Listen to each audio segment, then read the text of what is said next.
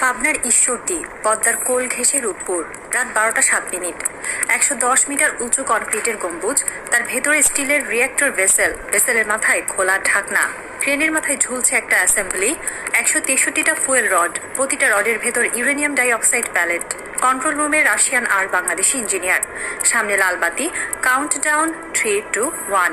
Crane নামে প্রথম fuel assembly ঢোকে করে সাথে সাথে সাইরেন বাজে। এটা 5 অক্টোবর 2024। বাংলাদেশ আনুষ্ঠানিকভাবে ঢুকে পড়ল পরমাণু যুগে।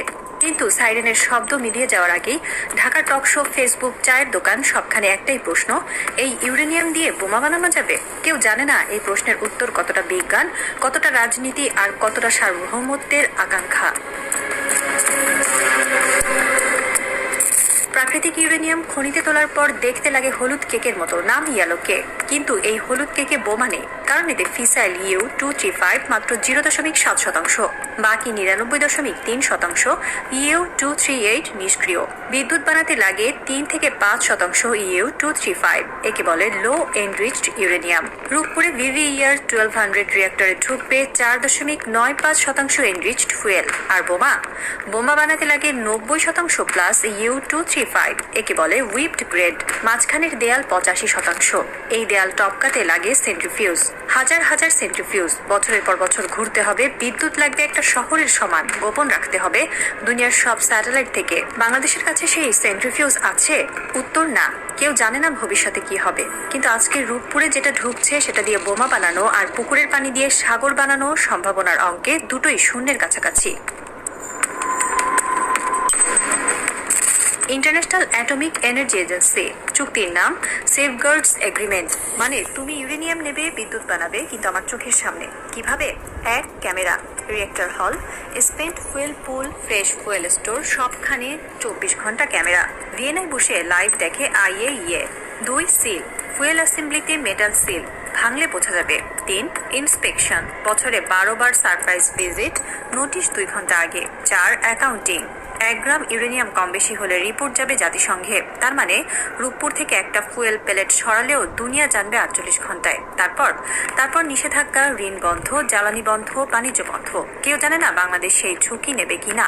নিলে 17 কোটি মানুষের পেটে লাথি পড়বে।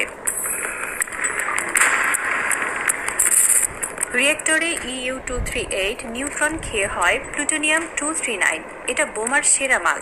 তাহলে রূপপুরের স্পেন্ট ফুয়েল গলালেই তো বোমা। থিওরিতে হ্যাঁ, বাস্তবে 1 রিপ্রসেসিং প্ল্যান্ট লাগে। রাশিয়ার মায়াকের মতো দানবীয় কারখানা বাংলাদেশে নেই। বানাতে 10 বছর, $10 বিলিয়ন।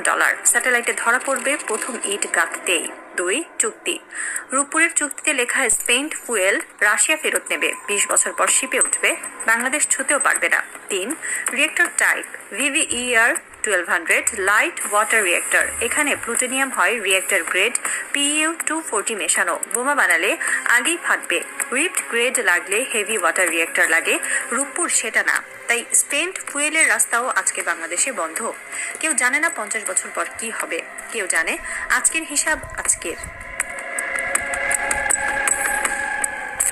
বাংলাদেশ NPT-তে সই করেছে 1979 সালে। নন প্রলিফারেশন ট্রিটি, মানে আমরা বোমা বানাবো না, বিনিময়ে দুনিয়া আমাদের শান্তিপূর্ণ পরমাণু দিতে বাধ্য। রূপপুর সেই শান্তিপূর্ণ ফসল। রাশিয়া $11.38 বিলিয়ন ঋণ দিয়েছে NPT-র ছাতার নিচে দাঁড়িয়ে। যদি কাল বাংলাদেশ বলে বোমা বানাবো, তাহলে NPT ভাঙবে। ফলাফল রাশিয়া ফুয়েল দেওয়া বন্ধ, রূপপুর অন্ধকার। রূপপুরের 2400 মেগাওয়াট বন্ধ, মানে ঢাকার অর্ধেক লোডশেডিং। বিশ্বব্যাংক, IMF, ADB সব ঋণ রিভিউ। পারিয়া স্টেট ট্যাগ, উত্তর কোরিয়ার ক্লাবে নাম। প্রশ্ন, একটা বোমার দামে 17 কোটি